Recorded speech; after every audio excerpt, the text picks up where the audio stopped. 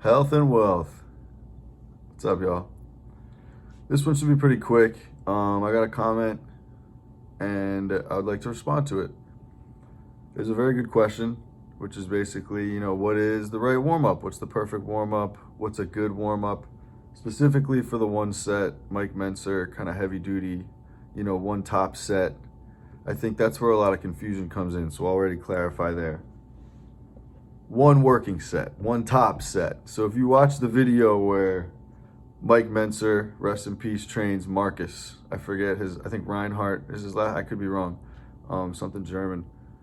Mike Mentzer trains Marcus during the heavy duty style, and he says a quote, hopefully I don't misquote him, which is something like, I've been accused of not warming up my clients, which is simply not true. And I personally have a favorite warm-up that I was taught by my cousin, also named Mike. His name's Mike Perry, though. Shout out my fucking cousin. But he was one of the first real coaches I had that helped me gain some motherfucking weight in the gym. So shout out, big bro. And that's to just hop in the sauna for about 5 minutes until you break a sweat. So you don't actually want to lose any sugar or salt or any of your significant nutrients that you're going to use to train, but to take it a step farther, and the way I've implemented it into my program is the litmus test, the line, the threshold. The way that you know that the body's warmed up is that you will break a sweat. You will start sweating. The pores will open up and you'll sweat. So, and this is the body's attempt to regulate the temperature in the response to reaching a certain heat threshold. So this assumes a couple things though. One of those things is that you're hydrated, that there's water and salt in your body. If there's no water and salt in your body, you won't sweat, most likely. And also, I suppose, that you're well rested, that you're not in a state of famine, that there's no severe adrenaline response happening in your body, that there's no other thing really throwing off what your body's doing. So, assuming that all the natural baselines and the thresholds are met, to warm up your body, I think there's a couple ways you need to look at it personally. And I like Mike Mentzer's style quite a bit. So I think that his warm-up is perfect, where I like to tweak it and add certain things to it. But his active warm-up is basically a set or two, not super heavy, but ascending in weight, kind of pyramiding up with a compound movement for what you're about to hit. So if you're about to hit chest and shoulders, incline bench. If you're about to hit legs, maybe some squat machine, leg press machine, something like that. Maybe some weighted lunges, something that's a compound movement. If you're doing back, some type of row, or maybe some type of pull down. And then the way that I would do it is I would do that directly after physically warming up. So I don't really like doing cardio before I train. So I hop into the sauna. I train at LA Fitness right now. I hop into the sauna. That's my favorite way to warm up. So I'll physically warm my body up.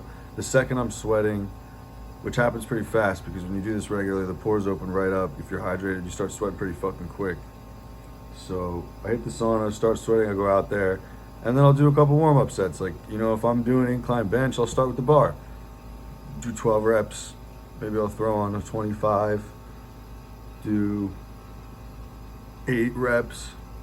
You know what I mean? And then maybe throw on a plate, do another 8, and then go up from there, But you work your way up. So you warm up the body, physically temperature. I like to warm up the central nervous system, the muscle, the joint, all those things. You want well lubricated joints. You want your body prepared in a nervous system way, mentally, all the connections for the movement you're about to do. So, you don't want to be visualizing a squat while you're about to do an overhead press, I don't think. I think you want to, you want to get in that zone. You want all things in alignment. So my personal style of warming up, short answer, break a sweat, and then pyramid up in weight. Don't just break a sweat and grab your heaviest weight and do your top set. Do a couple sets, get up there. But then if you're doing 3 movements, so let's say here's the actual chest workout that we'll do, which is very Mike Mentzer inspired. I'll apply it for you as well. We'll start with flies. So you don't start with the press, you start with the pre-exhaustion of an isolated muscle. So you start with flies and then you go to incline press. So per this workout style, You hit the sauna for a warm up. I'm sorry, I'll be very specific and clear, step by step. Before you warm up, step one, warm the body up. You break a sweat. Then you go out, you hit the movement. You warm up the central nervous system, you get ready to rock. So for this, you're not doing flies to warm up. You're doing like an incline press machine or incline with the bar. And then when that's all warmed up, you go and do your flies, and then you go and do your whatever. In my workouts, we have it flies, incline press, flat dumbbell. It's a good one. But that's how you warm up. And then cool down is the opposite. So when you cool down, I'll tell you that as well. I like to do 5 minutes on 1 mile per hour on the treadmill. It's gonna feel slow. That's the point. It's gonna slow you back down. Slow your heart rate, slow your breathing, drop your temperature down. And then the workout's over. And then your body, if you do that every time, your body will know what's going on. But that's how we do it. So much love. Be safe. Stay dangerous.